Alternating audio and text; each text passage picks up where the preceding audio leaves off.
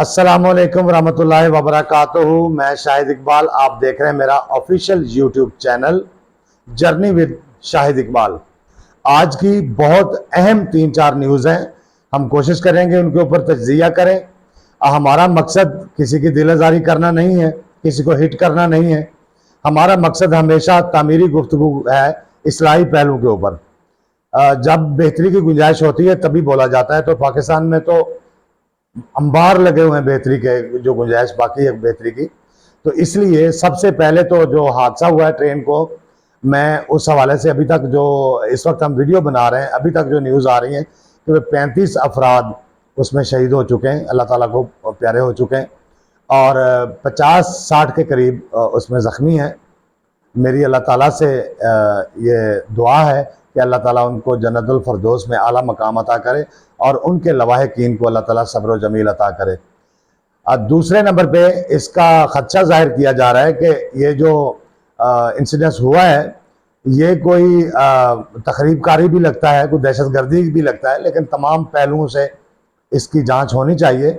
अगर कोई ऐसा पहलू है तो मेरे ख्याल में हुकाम बाला को आंखें खोल लेनी चाहिए कि दहशतगर्द जो हैं वो अपने दोबारा जो उनके अज़ाइम हैं उसमें वो कोशिश कर रहे हैं पूरा उतरने की। लेकिन जिस तरह पाकिस्तान ने 60 से 70 हज़ार कुर्बानियाँ दे के दहशतगर्दी को ख़त्म किया था, मैं चाहता हूँ कि अभी मज़ीद जो उनके कीड़े मकोड़े कुछ बाकी हैं, तो अल्लाह के फजल से ये भी नहीं बचेंगे।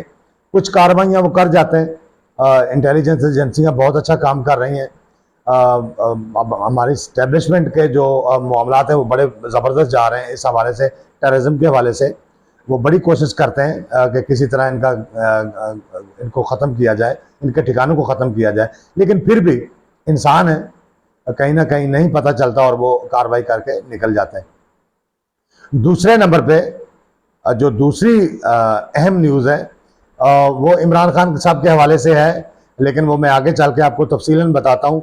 पहले मैं वो बच्ची रिजवाना के ऊपर जो तशद्दुद किया गया, जिस तरह का जुल्म किया गया, ये हम सुनते थे कि जो तरक्की याफ्ता ममालिक हैं आज, जैसे यूके हो गया, यूएसए हो गया, जर्मन हो गया, इटली, फ्रांस, ऐसे जो पुराने मुल्क हैं, रोम हो गया, जैसे शाम हो गया, तो इन ममालिक में ये जो आज हमें तरक्की नज़र आती है, इन्होंने भी हज़ारों साल इन्होंने सर्व किया है। इन्होंने जो इनके मामलात थे वो बहुत ज़्यादा गंभीर थे, यहाँ तक कि इतने जुल्म होते थे कि एक इंसान को जिंदा को खड़ा करके उनकी हड्डियों से उनका गोश्त नोच लिया जाता था, उनको आरे से 2 हिस्से किया जाता था सेंटर से लेके।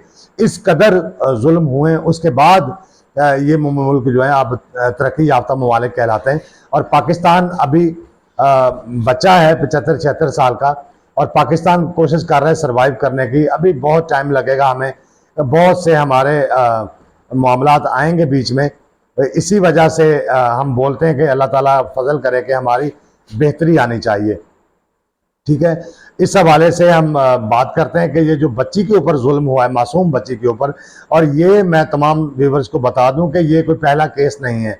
ये जितने अमीर लोग हैं इन सब के घरों पे ऐसे ही बच्चे काम करते हैं, ऐसे ही बच्चियां काम करती हैं, और उनके माँ बाप जो आज मगरमच्छ के आंसू बहा रहे हैं टीवी चैनल्स के ऊपर बैठ के, ये उनके माँ बाप जो हैं ये 60-60 हज़ार, लाख 2-2 लाख रुपए इनसे एडवांस पकड़ते हैं। इनसे एडवांस पैसे लेके अपनी बच्ची को काम पे भेज देते हैं। वो चाहे उनको जबरन काम करवाएं, चाहे ज्यादती करें, माँ बाप को कोई इल्म नहीं होता, क्योंकि उन्होंने एडवांस पैसे पकड़ लिए होते हैं, और ये एडवांस पैसे पकड़ के खा जाते हैं। और बच्चों के साथ जिस हद तक भी जुल्म होता रहे वो बच्चे बर्दाश्त करते हैं। इनको शर्म नहीं आती कि पाल पोस के पैदा करके और ये दरिंदों के आगे डाल देते हैं, जिस तरह कोई शेर के आगे गोश्त डालता है वो झपट पड़ते हैं। और हमारा तो मुआशरा ऐसा है, जो अमीर आदमी है वो तो खुदा को भूल चुका है ना, उसको तो खुदा याद ही नहीं है। ठीक है, और मैं तो अपनी आंखों से ये बहुत से मामला देख चुका हूँ। मैंने पहले भी एक व्लॉग में बताया था कि ये बहुत जुल्म करते हैं। तो ये आज की बात नहीं, आज फरदौस आशिक अवान की भी एक वीडियो वायरल हुई है जो शायद आप लोगों ने देखी है। जितने लोग हैं, ये 1000 से 2000 4000 लोग कह सकते हैं आप, ये जितने ज्यादा लोग हैं, खास करके वो जो किसी ना किसी इदारे में कोई पावर रखता है, वो लोग तो बहुत ज्यादा जालिम है। ठीक है, वैसे अमीर आदमी जो बिजनेसमैन होते हैं वो इस कदर नहीं करते, वो इंसानियत से बहुत प्यार करते हैं, मैंने देखा है। लेकिन जिनका बंदा वहां सिक्योरिटी गार्ड भी होता है ना, ऐसे ऑफिसर के, वो भी जालिम होते हैं।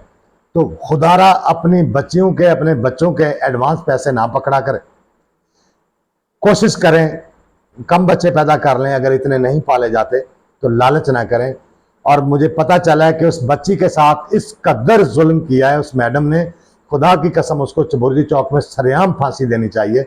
उसने उसके नाखून तक निकाले, यानी उस बच्ची बता रही है कि मेरे नाखून ये मम्मा दोबारा आए सारे, मैडम ने मेरे नाखून खींचे। किससे खींचे जाते हैं? जब हमारी सीक्रेट एजेंसियां किसी को इंटरोगेट करती हैं तो वो उनके नेल्स निकालते हैं। ये बहुत सख्त सजा होती है कि चाहे चोर या डाकू या जिसने भी जो क्राइम किया है वो मान जाए। यहाँ एक ज़माना था जब एमक्यूएम जब जुल्म करती थी किसी को एजेंट समझ के, तो एमक्यूएम ये जुल्म किया करती थी तय खानों में ले जाके, तो जिसके ऊपर भी उनको शक होता था उसके नाखून खींचते थे और बहुत ज़्यादा तकलीफ होती है। वो खुदा को उसने पुकारा होगा, अर्श हिल गया होगा। खुदा की कसम इस जज को और इसकी बीवी को सरेआम गोली मारनी चाहिए, सरेआम फांसी देनी चाहिए। हमारा मुआशरा इस कदर बेगैरत हो चुका है, अभी तक एक वकील के अलावा सब उसको बचाने की कोशिश कर रहे हैं, सब उसको बचाने की कोशिश कर रहे हैं। शर्म आनी चाहिए, शेम ऑन यू, सबको मैं कह रहा हूं। इस कदर हठधर्मी आपके अपने बच्चे नहीं है। अगर यहां पे सिविल वॉर शुरू हो गई तो आपके बच्चों को उठा के लोग इस तरह करेंगे, बर्दाश्त करोगे? नहीं कर सकते ना।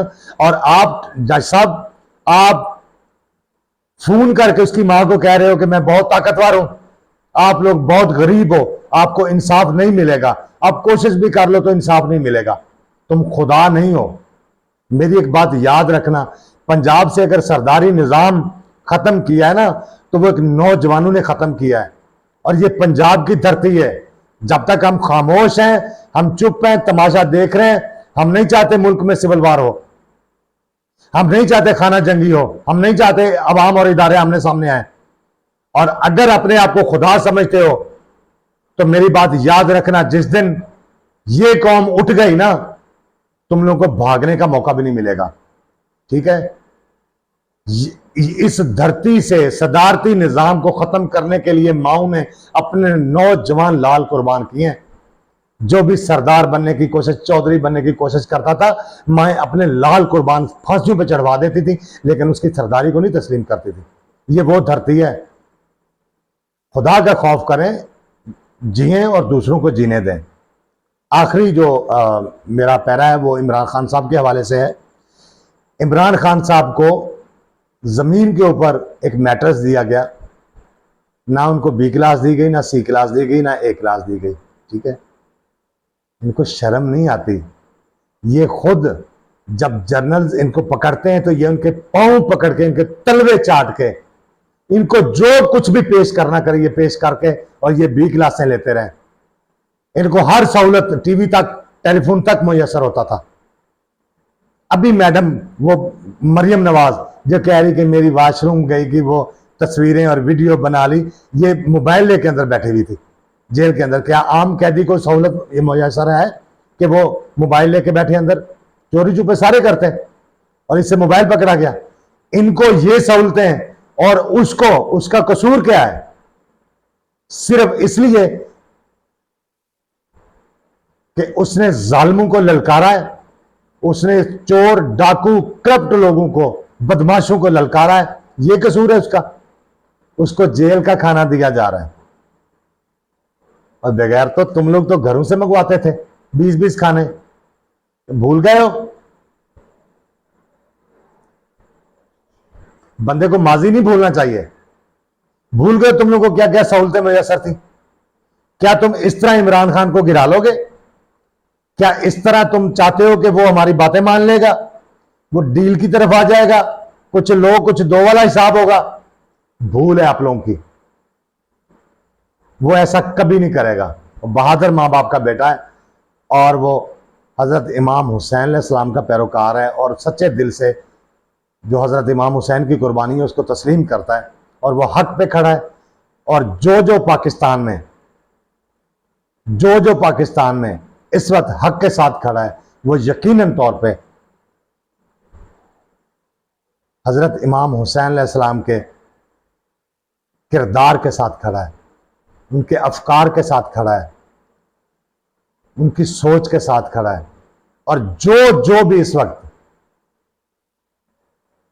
पीडीएम हुकूमत का या जितना भी ये जालिम टोला है, चाहे वो इदारे हों, चाहे वो हुकूमत हो, चाहे ब्यूरोक्रेट्स हो, चाहे वो सिविलियन हो, जो जो भी इनके साथ खड़ा हुआ है, जो बातिल हैं, वो यकीनन तौर पे यजीदियत का रोल प्ले कर रहा है। करबला के वाक़े के बाद एक लकीर खींच दी गई है। उससे पहले ही यानी कि नबी पाक सल्लल्लाहु अलैहि वसल्लम से ही वो लकीर खींची हुई थी, क्योंकि आप सल्लल्लाहु अलैहि वसल्लम ने 40 साल तक अपना किरदार ही दिखाया था और इस्लाम की बेसिक ही किरदार से शुरू होती है। और हजरत इमाम हुसैन अलैहिस्सलाम से आके तो बिल्कुल दो लाइनें खींच दी गई। एक था कि मैं जब जाबिर को, फासिक को, जानी को, शराबी को, जालिम को किसी सूरत में उसकी बैत नहीं कर सकता, यह मेरा असूली फैसला है। यह हजरत इमाम हुसैन की आइडियोलॉजी थी। दूसरी साइड पे यजीदियत यह थी कि हुकूमत का भरम, वो कई मुल्कों में, कई रियासतों में हुकूमतें, फौज का भरम, लोगों में पैसा बांट दिया गया, तलवारें ले ली गई, सब कुछ कर लिया गया, सिर्फ और सिर्फ एक ख़ानदान जो 72 लोगों के ऊपर मुश्तमिल था उसको ख़त्म करने के लिए। अगर यजीद इतना बहादुर होता तो फौजों को और कूफियों को साथ ना लेता, अपने ख़ानदान के साथ आके मुकाबला कर लेता। मज़ा तो ये था ना, अपने ख़ानदान को उस ख़ानदान के सामने ले आता और फिर देखते कि क्या होता है। कहाँ 20,000 का लश्कर और कहाँ 72। और यहाँ भी वही लाइनें दो खींची हुई हैं, एक हक का रास्ता, एक बातिल का रास्ता है। एक साइड पे इमरान खान और उसके चंद बच्चे खुचे अब वो साथी जो बिल्कुल सच्चे दिल से उसके साथ खड़े हैं, जिंदगी मौत का फैसला करके उसके साथ खड़े हुए वो साथी। और एक साइड पे पूरी रियासत, उसका निजाम, उसके तमाम इदारे यजीदियत वाली साइड पे आके खड़े हो गए, क्योंकि वो यजीदियत वाले चाहते हैं कि अगर पावर होगी तो हम लॉन्ग टर्म के लिए मज़े लूटेंगे, अयाशियां करेंगे, हम खुदा बन के बैठ जाएंगे यहाँ पे। याद रखना, अल्लाह वहदहू ला शरीक एक है, और जब खुदा किसी को पकड़ता है तो रगे जान से पकड़ लेता है, फिर माफ़ी नहीं मिलती। खुदा का खौफ करें, अपनी तरफ भी देखें। आप लोगों को तो फिर मुंह देखना भी नसीब नहीं होता, जनाजे भी नसीब नहीं होते। इतने डरपोक हो आप लोग, क्यों इस हद तक जा रहे हो? इस हद तक ना जाओ, सियासी मैदान में मुकाबला कर लो आके, क्योंकि अब आपका झूठ बिक नहीं रहा, पहले बिकता था, अब नहीं बिक रहा। इसलिए आप लोग इन ओछे हथकंडों पे उतर आए और उसको हर तरह की वो तकलीफ दे रहे हैं जो आप दे सकते हैं। इसी के साथ मुझे इजाज़त दें। बहुत शुक्रिया हमारा YouTube चैनल देखने का। सब्सक्राइब करें, लाइक भी करें, कमेंट भी किया करें, हमारा हौसला बढ़ता है। Thank you very much. खुदा हाफिज़।